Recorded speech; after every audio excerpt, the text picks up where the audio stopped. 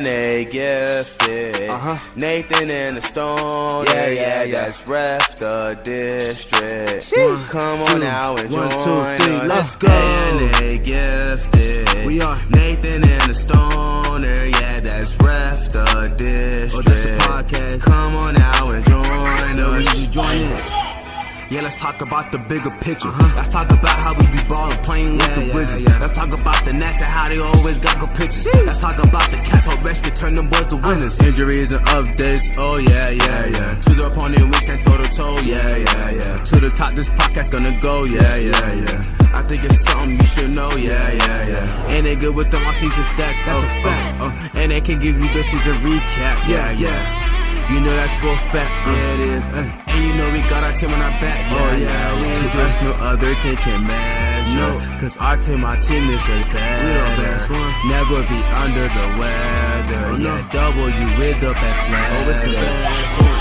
We love Washington, and we some die-hard fans. Yeah, we are. And you know we keep it on 10. Let's talk about the offense. 1, 2, 3, let's go. And they gifted. We are Nathan and the Stoner, yeah, that's ref the district. That's the podcast. Come on now and join us. You join in.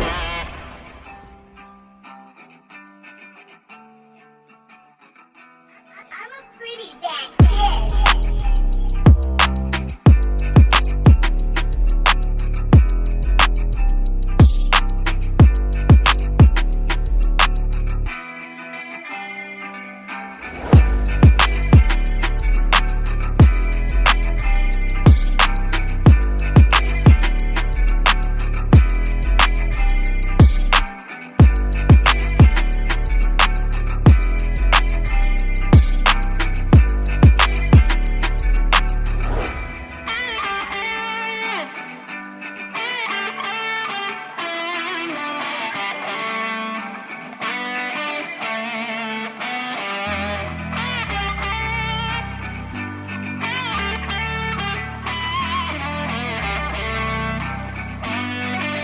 I'm a pretty bad kid.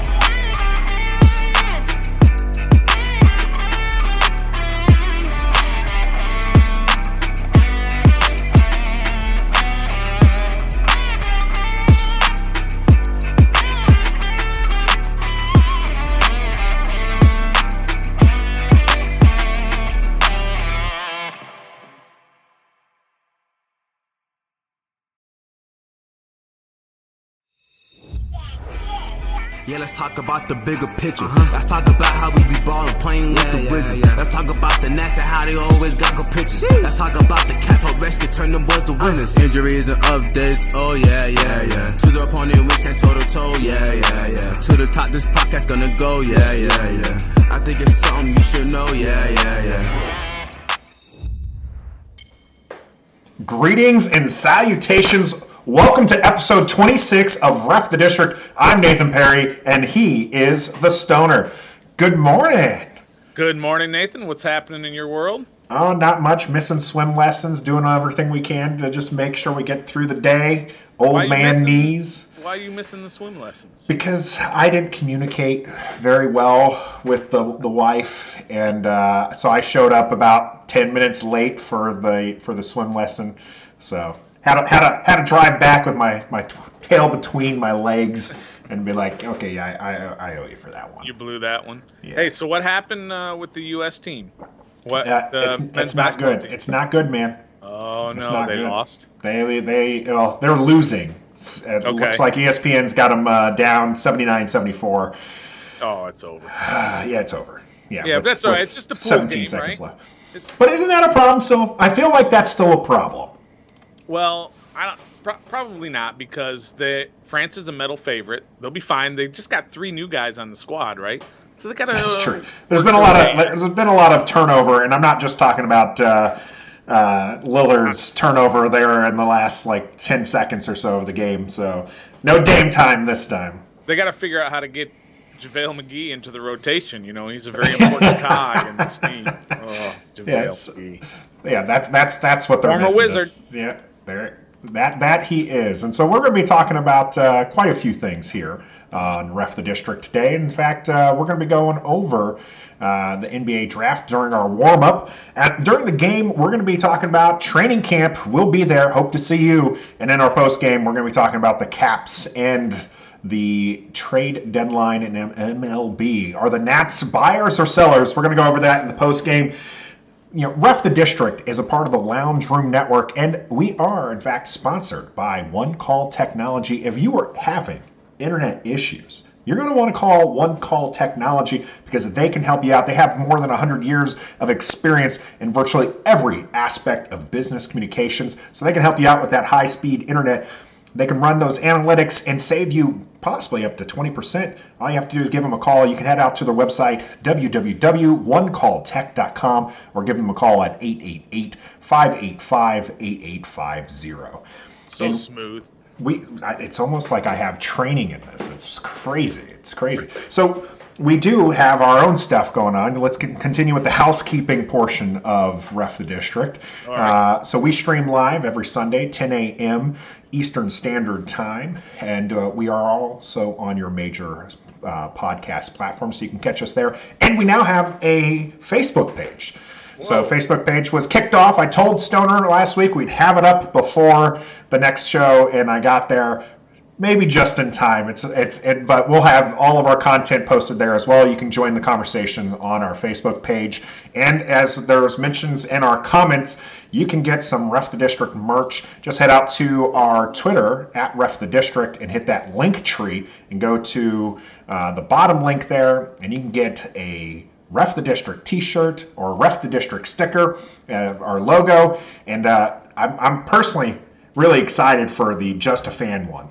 Yeah, for sure. So we have those coming in. Hopefully they'll be here before training camp. Yep. Hopefully. Pretty close. I put the prices on those as low as possible, so it's not, you will support the show by getting them, but really we just like to see people with some Ref the District swag. So hopefully you can get some and like I said, support the show. If not, it's all right. We would love to see you out there during training camp. So if you're going to training camp, let us know.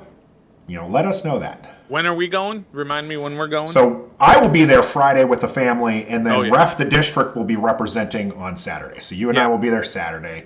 I'll still have my family with me, but we'll be geeking out and really looking forward to that. But we're going to talk more about training camp during the game. Let's go ahead and move on to the NBA. We opened up a little banter there with USA losing to France, unless some miracles happened. It's possible. They're Oh, you want me to check it? Let me get the go ahead and check it. Oh, they lost by 7. They lost by 7, so they definitely did not come back. They were up and then lost, but they were coming back. That was a fourth quarter comeback. Some familiar faces there, and you mentioned McGee, who's a former Wizard. As we near this NBA trade deadline, there's a lot of rumors that got you a little heated there, Stoner. So you this morning, when we got on, before we started this, we got on the call and you said, "How you doing?" And I'm like, "Well, I'm pissy. I'm in a grumpy mood." And it has to do with sports. I can separate what's going on in the home life from the sports life, and in the sports life, I'm in a very grumpy mood because of these trade rumors. And it drives me crazy. If you and I put out a trade rumor, like I always say, like we always say, we're just fans. We don't know any better. Just a fan. Yeah, we don't have any insight into these things. You have sources. You have sources. We do have some sources, but the sources are not going to sit there and tell us that, hey, Bradley Beal said, I want to be traded. And you know what? Nobody has that source, because Bradley Beal has never said, I want to be traded to anybody. And when these legitimate journalists put out there, blue check mark people who work for websites or newspapers or whomever they work for, they put out there that Bradley Beal is considering asking for a trade. What does that even mean? It means it means that somebody asked him, would you be okay being traded? And instead of saying no, he probably was just like, we're going to let that be settled. So it's like, okay, so he's considering it. He's probably not even that. Probably somebody heard it from somebody that he is considering. And what does considering even mean? I mean, LeBron James is considering retiring, but he's not going to. So I call that a hedge, the hedgiest tweet ever, a hedge. you're hedging your bets. So no matter what happens, this person can sit there and say, I was right. Do you think they should trade Beal? Well, now that's a whole nother question, right? It is, and that's why I asked it. That's what I want to know. Do you think they should trade Beal? Absolutely not. And that's not just like a homer take. I don't think that they should trade him. They've got to give this new regime a chance to perform first, right? But isn't that the time to do it, right? Well, is at the start? You're going to bring in a coach who's got future draft picks and everything, and they're going to be terrible for a few years.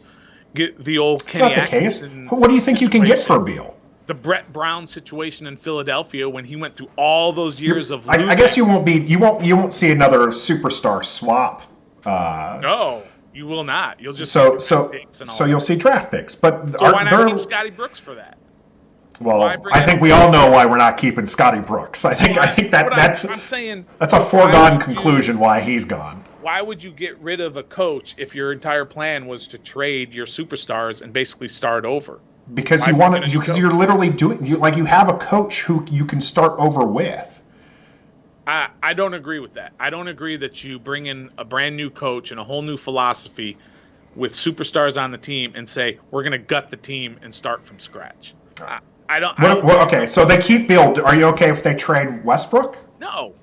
You want them to keep that's their core. Give them a chance. Give them a chance where you bring in supporting players, whether that's Gafford and Bertans and whomever else that they end up bringing in, their draft pick, develop Avdia, all this stuff. Give that a chance first. Then, if that doesn't work out, and if that just so happens that Brad is in the last year of his contract and he opts out because it was all terrible, that's a whole nother story. But for right now, I think you have to give this team and this new coach a chance to excel. And that's what I think they'll do as well. All right. Well, I think that they put this out there, and I want to say I think a lot of the Wes Unseld Jr. questions that I've seen have talked about the potential of players like Rui and Avdia, and not so much on the stuff that's centered around Beal and Westbrook. Now, a large part of that is because Rui and Avdia are your young talents, and you want to see their growth, and so I think that's why that's geared there, but it also opens up that conspiracy door where it's just like, okay, is he not planning to build around Beal and Westbrook? Opening up the idea that, hey, they can trade for assets. And I think that now is the time. That's, to me, if you're going to start over, I want you to start over year one. I don't want you to start over year two. And you see this a little bit with Washington football team. This is where a lot of people have a problem with the way that they're doing the quarterback situation is. Ron Rivera is going into, could potentially be going into year three with a rookie quarterback. Mm-hmm.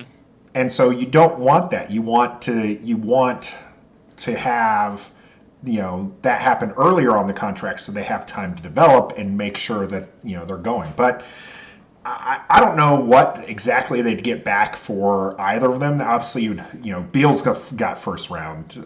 He's going to get you a couple firsts probably. Oh, for sure. First this year, first next year type deal. Westbrook, I think, would be a little bit less given his age. I think his play is still there, but I think that his age, and I think that there are people who don't necessarily like the play style. Even here in the Wizards fan base, you still see a lot of people who aren't really excited for Russ. Not me, man. I love watching the guy play. He's a great player. I would not like to see either of them traded, but I think that now is the time to really do that. Okay. So where do you think that they are going to go? So they're sitting right in the middle. Yep. Of the draft. Where do you feel like they're going to go? Are they going to go an overseas player? Are they going to go a college player? I mean, who knows? These things are such crapshoots, especially, like you said, at 15, right in the middle. There's so many guys. There has been some talent lately. I mean, you got Kawhi Leonard and Giannis were both mid-round first. So you can definitely get some quality. You've seen with Mann on the Nets, Terrence who Mann. Terrence Mann was a second-round pick For the Clippers, for right? That's right. It's for the Clippers. Paul Right. George. Well, I mean, Jokic is a great example. He was a second-round pick. He's the first ever MVP to come from the second round.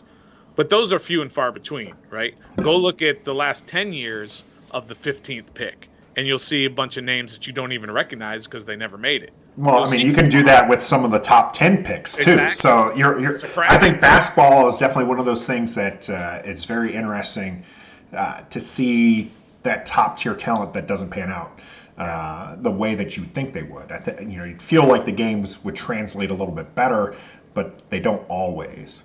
This much we know. They need shooting. They need a number 3, a small forward, a wing player who is long and who is defensive minded and can shoot. And they need depth. They got completely exposed by Philadelphia. But a lot of it was injury. Abdia was out. And just from the beginning of the year, Bryant was out. Bertans ended up going out in that fourth game or third, whichever game it was. Yeah. So they got exposed at the number 3 position. So whatever they do this offseason, draft free agents, they've got to shore up shooting, defense, and that number 3 position for sure. I think defense is something that I would be a little upset if they go that route, because I think that Wes Unseld Jr. has a plan for defense. He's the coach. He's going to coach that defense in. So I don't want them to go with another defensive player. And that's a lot of my favorite guys who have played that are, some crazy names, like, again, a Thunder fan, Thabo Cephalosha. Do you remember him? Sure, yeah. Yeah, he was great. He was a great defender for several years, and but zero offensive game. If they grab a guy like Cephalosha, from wherever, whether or not that be, overseas player, which a lot of people think that they're going to go overseas, or if they're going to take a college player, if they grab someone who's a defensive specialist, I'd be upset, because I feel like that Wes is going to have the opportunity to coach that into the team. And you're right, what they need is another scorer, and they need a scorer that doesn't go to the basket. Yeah, they just need a spot up shooter. Yeah, because you have Westbrook and Beal, who both like to play closer to the basket. Beal was an amazing scorer, or has been an amazing scorer for years. He just barely missed the scoring title this last season. But he's unlike Curry, who did win the scoring title. He's not a 3-ball guy. Right. He's going to get his points almost on volume, efficient, but on volume, whereas someone like Curry is going to go from 3. So I think that if they back away from the center, open that up a little bit, that'll give room for Beal, for Westbrook. Rui is somebody who I also feel plays more of a mid-range post game, which is understandable when you're playing him at the 4, or if you're doing small ball and he's at the 5. What do you think about moving him to the 3?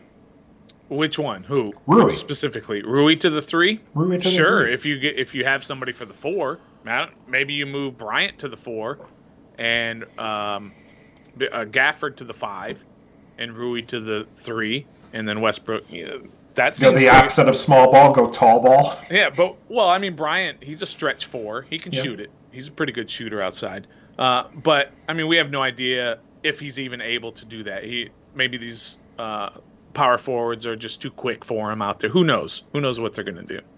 But it is interesting about Beal, like you said. He's a guy that plays very well in isolation situations, and that's how he gets his point, drive to the basket. When he first came into the league, he was just a spot-up shooter.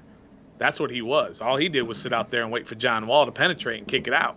And then all those years of John being hurt, he had to develop his game, which he did. And now he's all around. And it's just surprising that his three-point shooting has really fallen off, because that's what he was really good at early on. And now he's not so great of a shooter.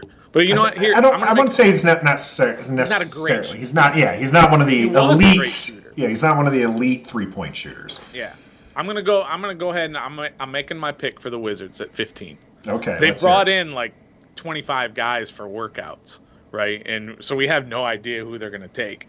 But I'm gonna go out on a limb, and they're gonna take Corey Kispert from Gonzaga. I have no idea. I don't even know if he's worth a 15th pick. I'm just a fan. I mean, we can't even tell you who the number 2 pick is going to be this year. No. I think the Cade Cunningham out of Oklahoma State's your first pick, and then after that, it's a crapshoot. So right. We'll see how it plays out. That's going to be happening this week. So stay tuned. Thursday night. That's going to be exciting. We'll let you know next week what we think about the Wizards' plan and whether or not we'll let you know Thursday night what we think. But you have to follow us on Twitter and all that. Yeah. So follow us on Twitter. That's at @RefTheDistrict. So NBA draft on Thursday. Stay tuned to our page and we'll give you some live updates on what we feel, and then you can hear us hash it out on our Sunday show. But just briefly, because we will be having our fan show, but more on that coming up here on The Game.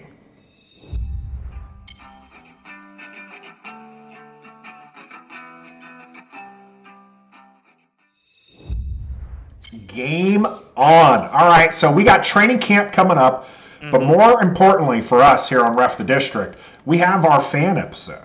Okay, maybe not more importantly, we're very excited about the training camp ourselves. So again, we'll be out there on Saturday, so you'll need to hit us up there. But you need to get with us first for this fan episode. So we set a very modest goal for 100 subscribers to the channel. You guys have helped us out tremendously. We've blown past that. We should already be looking towards 250 right now. So thank you to everyone who's helped this channel grow.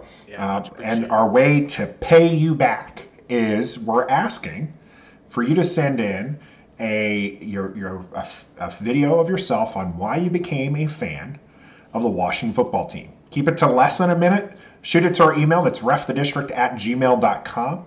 We got it right on the first try this time.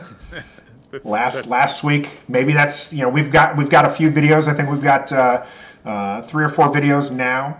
And 10 more people saying they're going to get them to us very shortly. Rio, thank you for jumping in. Rambling with Rio Robinson. If you've not subscribed to his channel and his podcast, excellent podcast there with Rio. So get with him and follow him as well. He's going to get his in tonight. So I'm excited to see that. Yep. Really excited. Like you said, we have gotten a few in already, and a lot of people, and like you said, are telling us that they're going to send theirs in. Get them in before Thursday, the 29th, if possible, because we've got to get them all ready, and then we're going to training camp, and then bam, next thing you know, we've got our live show on Sunday, where we're going to play these videos. So yeah, that'll be really cool if people are going to send them in. So, all right, yep. So get those fan videos in and hit us up on Saturday. So we'll be tweeting. So you'll see that we'll be out there. Bama Lounge, hey, what's up? Thank you for joining us again. We stream these live on Sunday morning. So if you hear us, if you're listening on one of your podcast platforms and hear us interacting with our chat, just know that you could be one of those. And eventually, when I'm smart enough, we'll figure out how we're going to stream across all the platforms at once, and then we're going to have to manage all the chats, but it's okay. We'll figure it out. We'll figure that out. So what are you most looking forward to at training camp? Well, I'll be honest. I like to go to training camp because I like to see practice. I like to watch practice. A lot of people go to training camp because they want to interact with the players and they want to get autographs and pictures and all. I don't care about all that.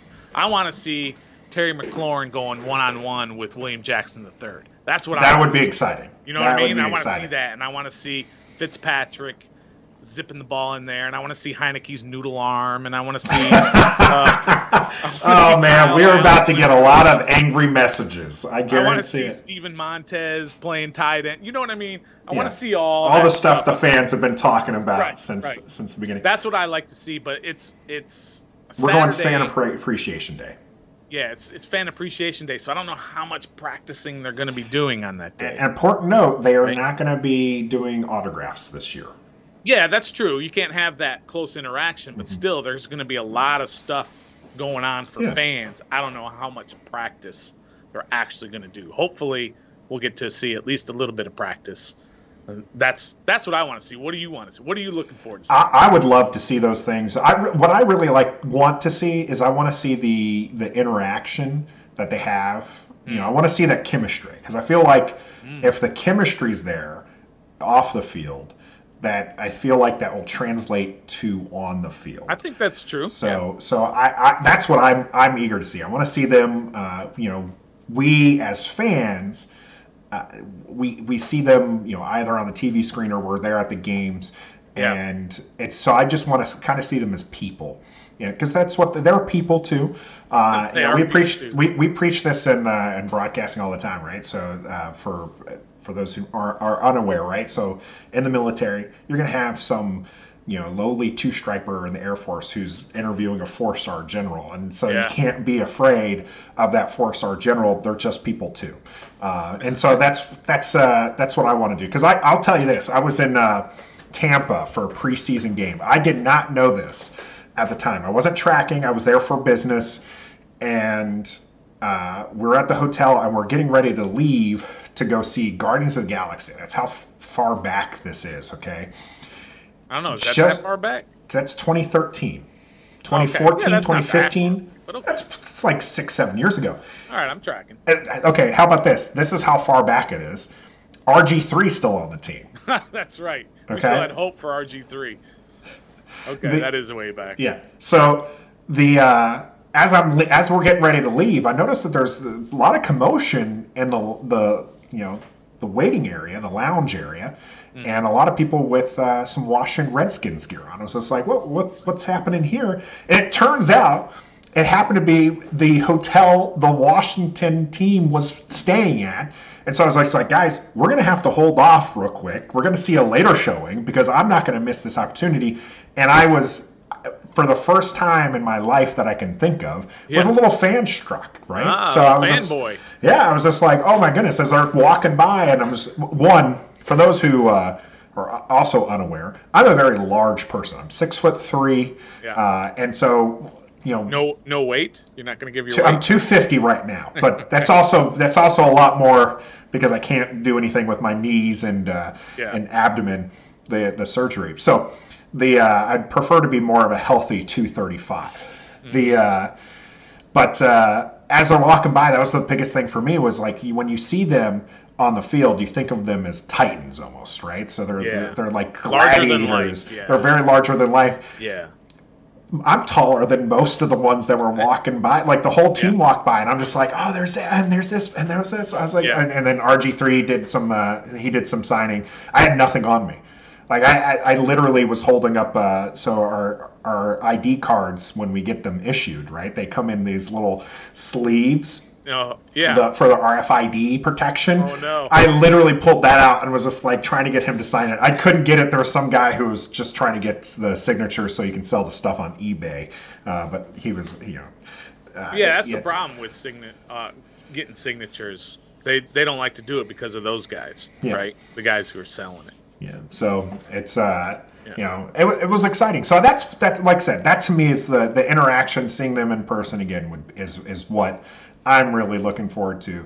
Again, I get to go 2 days, so I'll definitely get to see. I think it's Kid Day or Family Day on Friday. On Friday, okay. Because I think that's why we're taking our son on Friday, because there's a whole thing. I know we were planning on going Thursday. Yeah.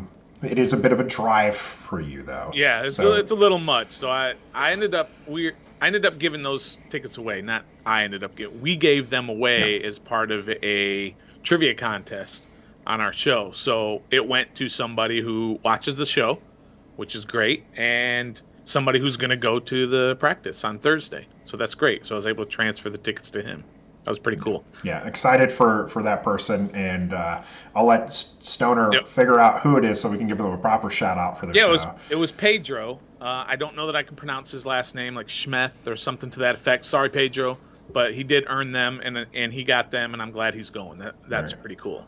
So that was for Thursday's practice, which was supposed to be military appreciation, and I know there's I saw a lot of other podcasts giving away tickets or offering up some tickets, which is great because I think the Thursday ones, when then Washington posted the link to that to say, hey, here's our military appreciation. Come, get these tickets.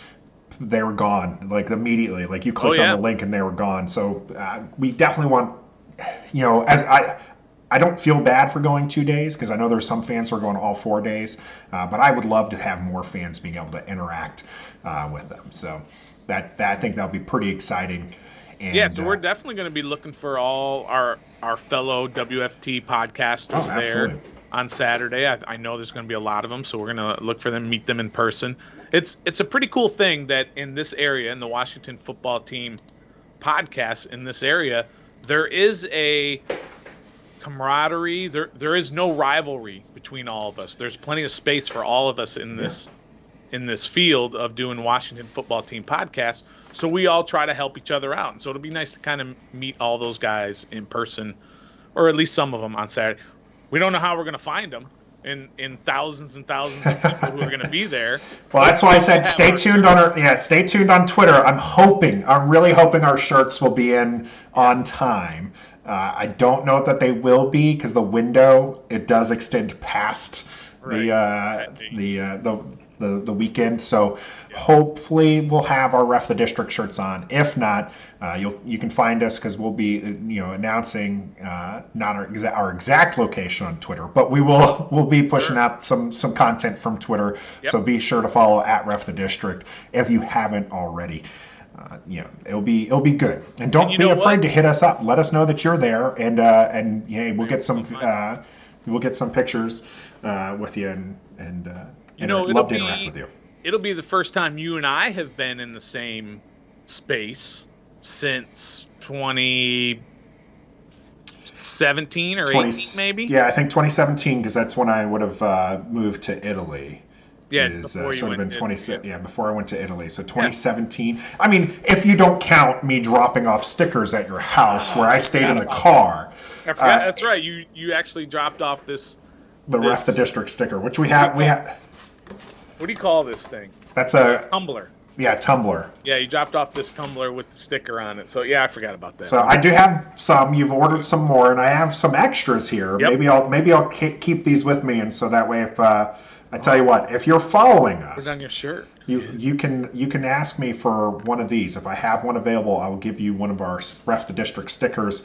Hopefully, I'll have maybe even some bigger ones later. Because again, part of our little merch that we have is a Ref the District. The Ref, your favorite member of the Ref the District crew, is our little Ref logo. Yeah. And so I have those coming as well. So it'll be pretty exciting. So anything else you're looking forward to in training camp?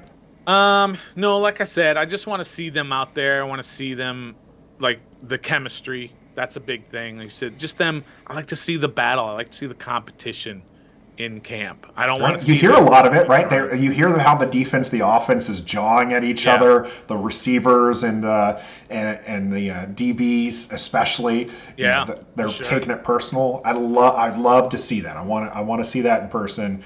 I'm gonna count how many pickles that Fitzpatrick throws. Right, I'm just count them up. Maybe I'll put like little tick marks on my shirt. There's one, Fitzpatrick. There's another one, because that's gonna happen. All right. Well, I know we'll see. I'm just kind of goofing on him. Hopefully, he throws none, and then hopefully the Heineke hype. We'll see the Heineke hype crowd out there. Yeah, there's gonna be plenty of that. That's for sure. That's something for the season that I'm absolutely not looking forward to. Is the first bad game that Fitzpatrick has. First bad quarter, first bad throw that he makes, and it's just going to be, should have been Heineke, didn't get a fair shot in training camp, should be, we're just going to have to deal with that. But I'm ready for it, as long as you process and know that it's coming. Get it beforehand, and then that way you don't let it, because you mentioned earlier you're in a pissy mood, and then you don't want that to transfer over. It's important. That's important to not take your sports anger out on your family.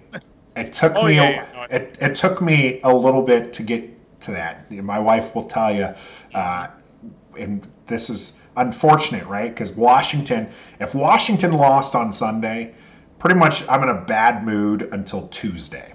Yeah, that's true. And unfortunately, in our and since '92, there's been a lot of losing. Wow. So a lot of bad Sunday Mondays. But eventually, I've learned, hey, it's not fair to take that on your family. So, when don't let the team affect you that much. Yeah, when my wife finally had enough of it was all in for week 1. You remember that for RG3? He was all in for week 1 of 2013, just like 2013, you were talking about earlier. And I just thought that it was going to be Super Bowl after Super Bowl after Super Bowl. And look at this guy, and he's setting all kinds of records in the weight room, right? And he was putting all that stuff on social media, and I was like, oh my God, I love this guy. I can't get enough of him. And then he was just garbage from there on out. Very good. And my wife was just like, I hate when you do that. I hate when you get so high on one of your teams and all they do is disappoint. And she had a point, right? For so many years, all our teams would disappoint until the Caps broke through, and then the Nats broke through. Now maybe we'll go on like Mystics were in there. I don't know, Mystics broke Mystics through. got in there. Maybe we'll go on a Bostonian run like they do up there in Boston when all their teams are winning. Not every single year, but every couple years, another team. Yeah, it's something. At least you got contenders and you're in there. It'd be nice to see that. So as far as fan anger, probably the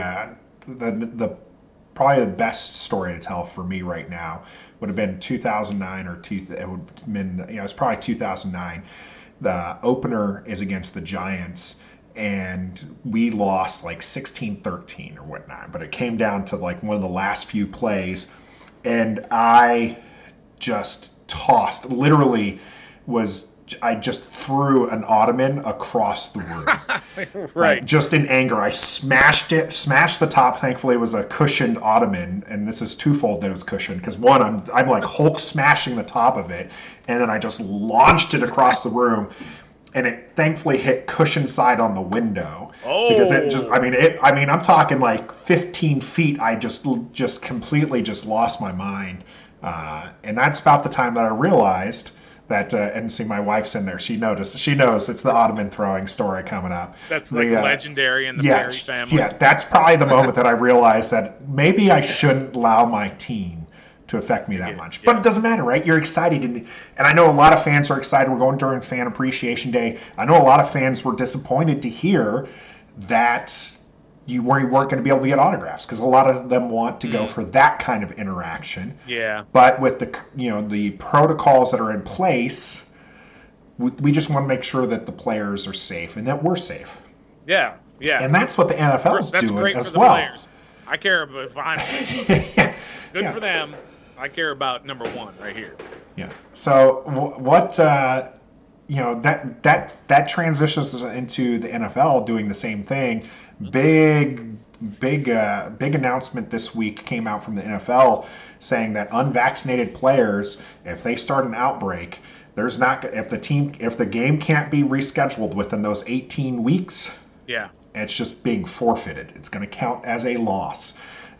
So yeah, it's a big deal, right? Yeah, a lot of players weren't happy. RG3 mentioned he thought that it was not a great thing, because it's just all about the money for the NFL, and it is. It's the bottom line is that they want to keep the season intact. They're not mandating the vaccine. They have put some things in there to encourage. Not in so many words, they haven't. Yeah. But they haven't mandated. Yeah, they're definitely they're encouraging it, because for people to get the vaccine, because if you have the vaccine, you can do more things like visit your family on the bye week. Mm-hmm. If your team's above a certain threshold, you can do certain activities. That's right. Washington, by the way, is actually not above that threshold. They're actually one of the bottom four teams on the vaccine levels. They're going to get there. Trust me. They will get there. So one of the things, though, is Washington football team last year was praised for how they handled the situation, and had the least number of cases. So yeah, good for them. It's a new year. it is a new year. Hopefully they rules. continue it. I do think that there's some competitive advantages at play when it comes to that. So just keep in mind. But just get the stupid vaccine already. Yeah, I'm That's vaccinated. You'll see me Yeah, out there, of course. and I'm looking forward to again interacting. I'm a big social person, so like I love like high fiving, fist bumping, hugging, Right. and stuff. Yeah. So I'm looking forward to getting back to that.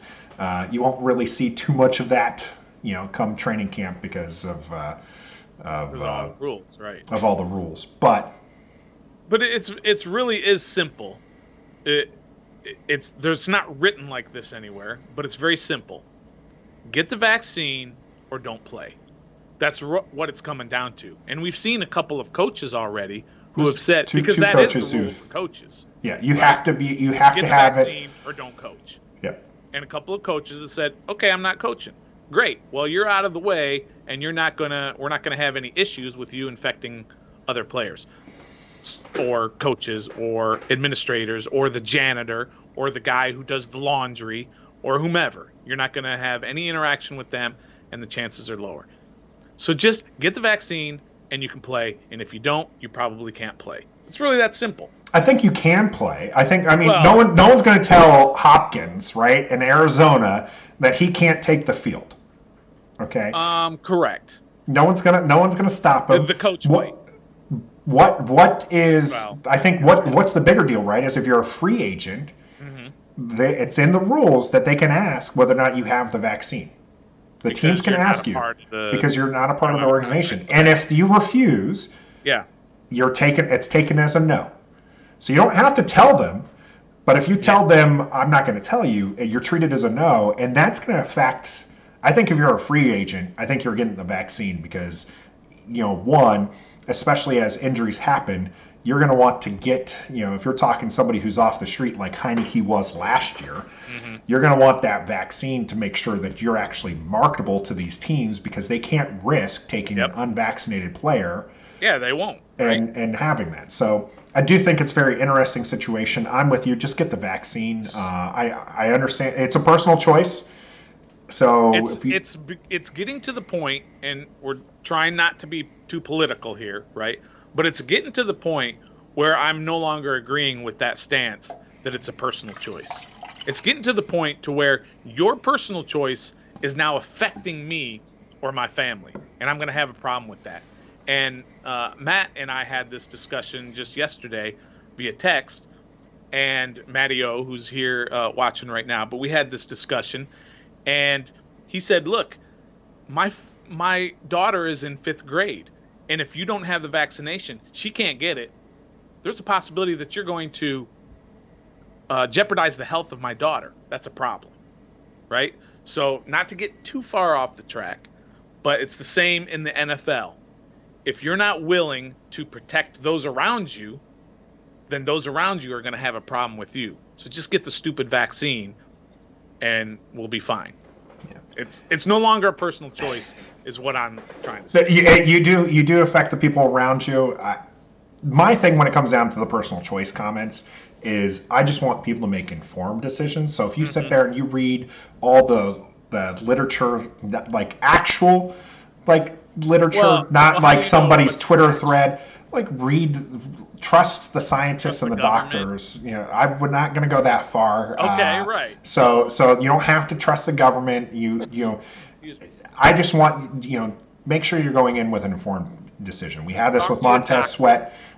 Talk to your doctor. We've had this with Montez Sweat earlier, where he wasn't a fan of them bringing in a nurse who was considered an expert on the vaccine. He wasn't a big fan of that, but he was just like, I want to get more information. I was like, then if you want to get more information, you can't say you're not a fan of having experts being brought in, because that just makes it sound like you just want to hear somebody tell you your view. Because there are a lot of players. It's not just Cole Beasley or Hopkins. There are a lot of players, including those on Washington. They might not have, besides just Sweat, there's others who might not have been just as vocal as him, who haven't got it. And I don't want this season to turn into a circus because of this situation, and I don't want the season to be derailed because of it either. There's a lot of hope. Right. This is the first time, I think, going into training camp in decades that Washington is going in as a favorite in media. Sure. Yeah, it is. They're getting a lot of love, aren't they? There's a lot of national love happening, and I don't want any of that to be derailed because someone didn't get the vaccine. Yeah, some third string linebacker has decided he doesn't want to get it, and now you have a breakout, and now you have to forfeit a game, and all hell breaks loose. Yep. You don't want that. Not at all.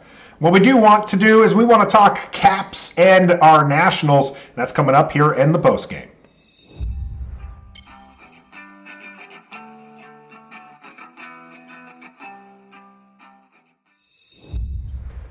All right, here we are in our postgame, and the Capitals have officially had a player drafted by the Krakens. Seattle took away one of our young players there. Yep. Vanecek. I know you love Vanecek. Names. Yeah. You love pronouncing names. I'm looking at that going, yeah, I'm pretty sure that's Vanecek, but I'm looking at it, I'm like, that's Vanecek. I'm like, Yeah, or it's spelled Vanecek. It's just like, yeah. no, Vanecek was taken away from the Caps.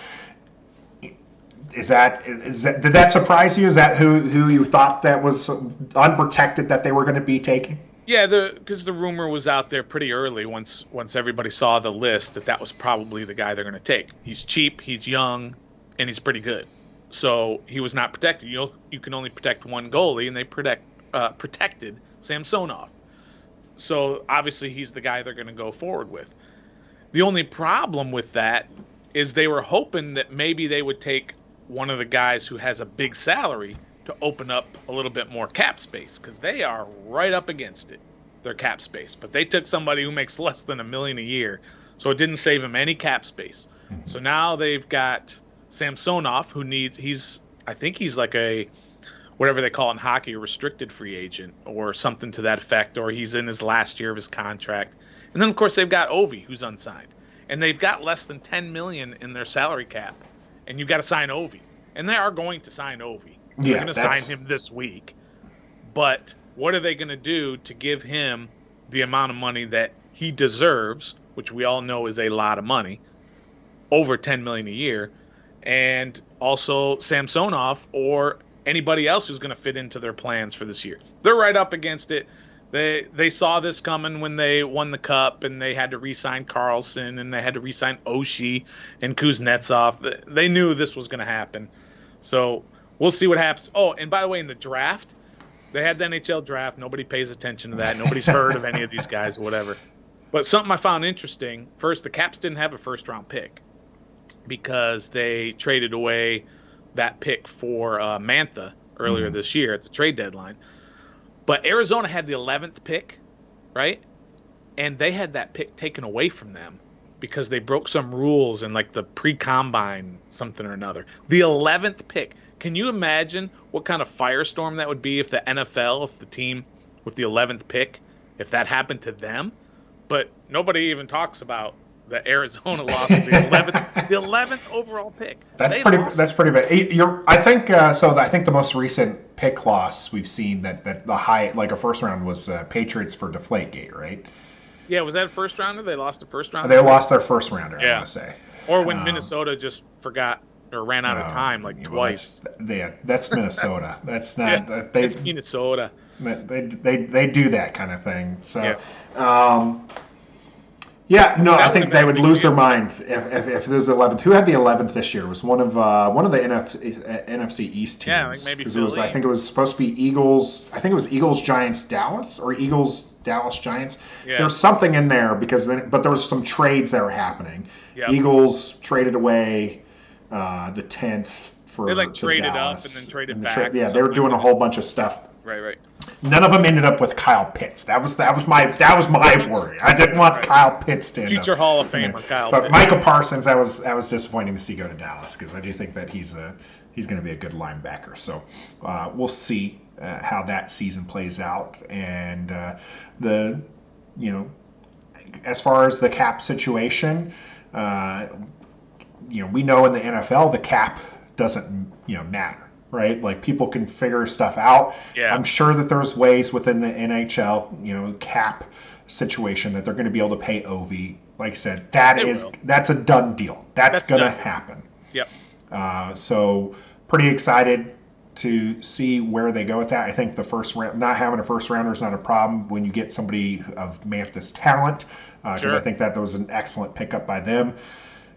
Hopefully they get some depth there at goalie, because Vanecek was a pretty good young player for them in goal. So yeah, and don't be surprised if they make some trades here too, as well, to kind of free up some space. Kuznetsov could still be traded. Yeah, I have a feeling that's the route they're going to go to free up spaces, to trade and prepare themselves for the future, because they are an aging team.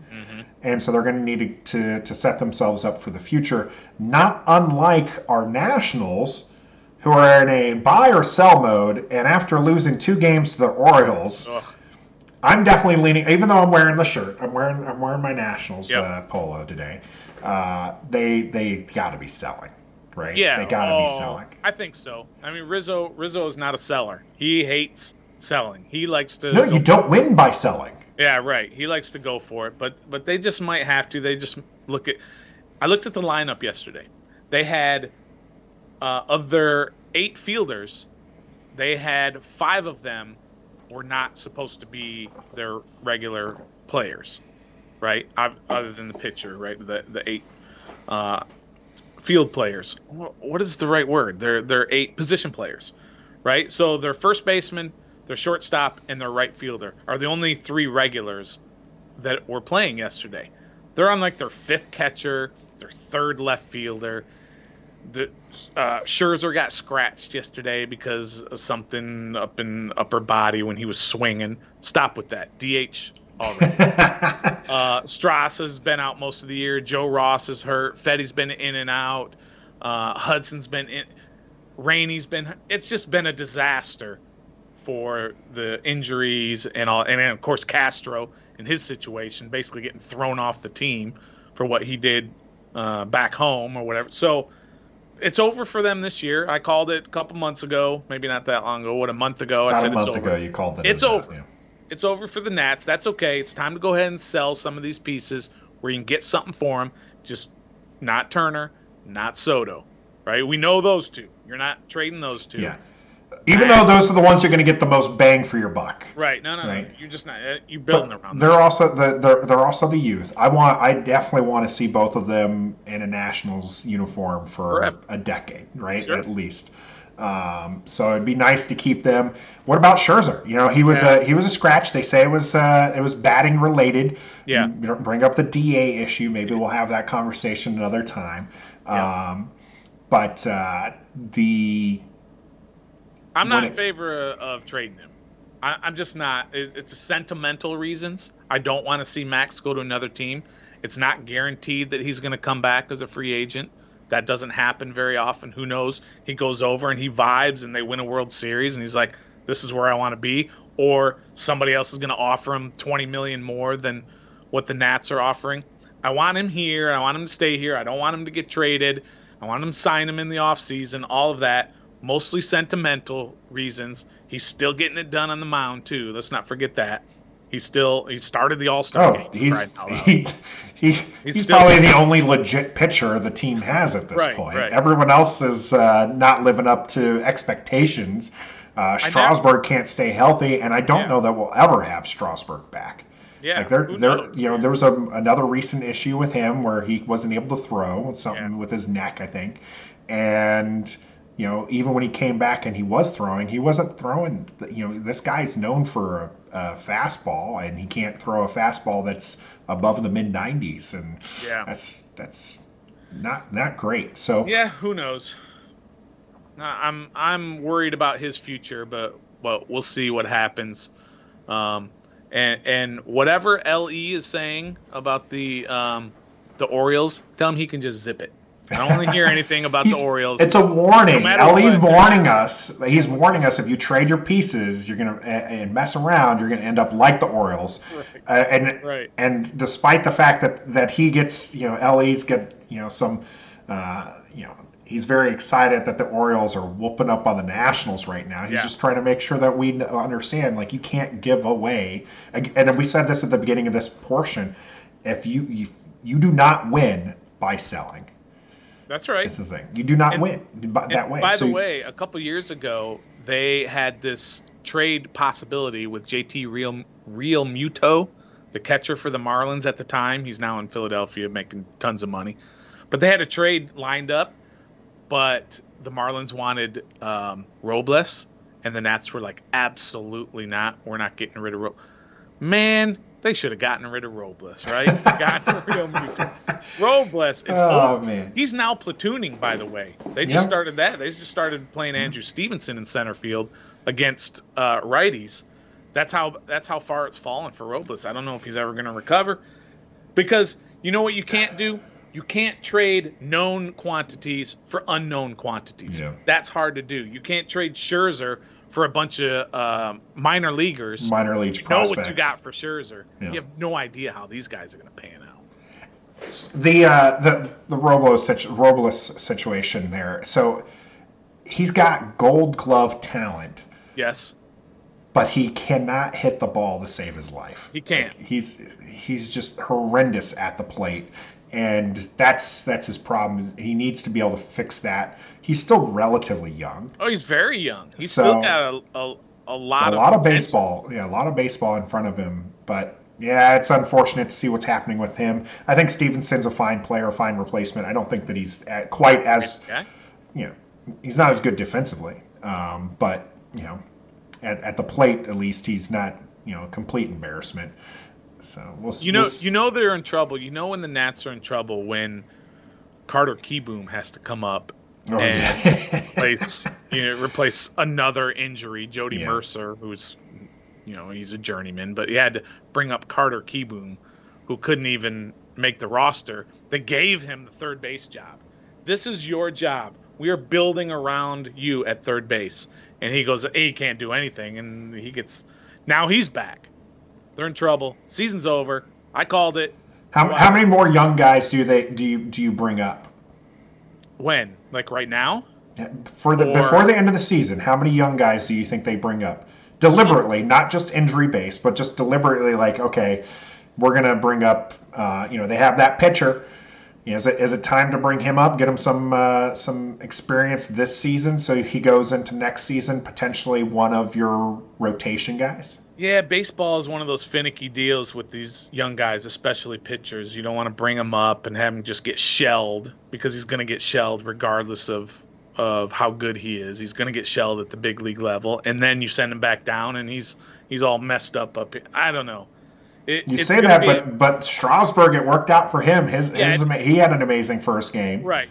He's a generational talent, right? These other guys are not number one overall pick phenoms. Soto had a good 20 to 30 games when he was brought up. I remember, and I might have told this story early on when we were doing this, but I remember his first game coming in, and FP Santangelo on the broadcast was talking about how we'll see what he does today. Tomorrow they're facing a lefty. He's not going to play again tomorrow. And he comes out in his first game, and I think he either had a home run or he had a couple of hits or whatever, and FP's like, oh, he's playing tomorrow against the lefty. For sure. And he's never sat down since. No. Rightfully so. Best hitter in baseball, not even having that great of a season hit by his standards, but still having a good season by MLB standards. Sure. Just not as good as we all thought he was going to have. But Trey Turner having an outstanding season. Trey Turner is going to get himself paid, and rightfully so. Hopefully. I'm hoping. I want them to open up the pocketbook for both Soto and Turner. Well, if you look at history, they'll open it for Scherzer, Strasburg, Corbin. They will not open it for Rendon, Harper, and possibly Turner. Their pitching, their whole plan is around starting pitching. So we'll see if this finally changes, that they'll finally say, okay, we've lost Rendon, we lost Harper. Let's stop that right now and sign Turner, sign Soto.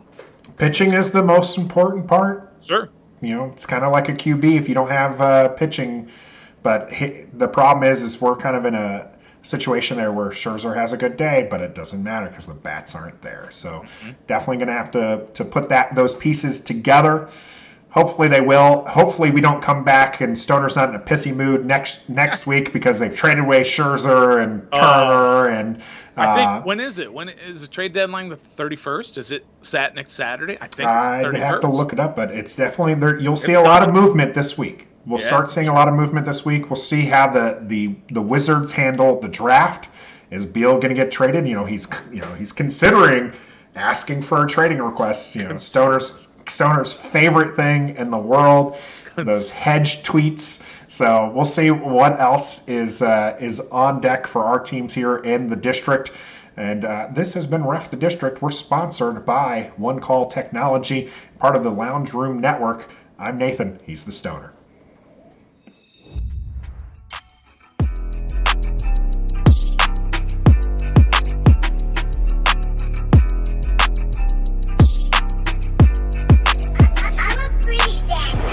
We love Washington, and we some die-hard fans. Yeah, we are. And we keep it on 10. Let's talk about the offense. 1, 2, 3, let's go. And they gifted. We are Nathan and